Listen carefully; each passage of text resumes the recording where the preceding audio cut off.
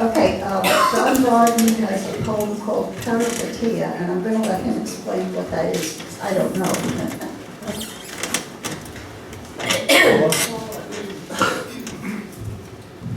Peripeteia is a Greek literary term, I guess you say, indicating a sudden reversal in fortune.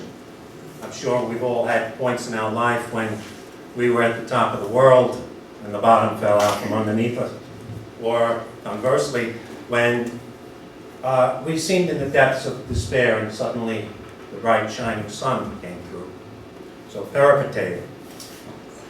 I will dance with my imagination and my love. Embrace the one I know not who.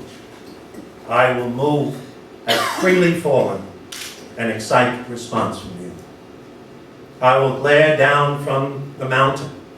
I will seize the coming day, shouting out the heart within me, breathing in the dust and clay.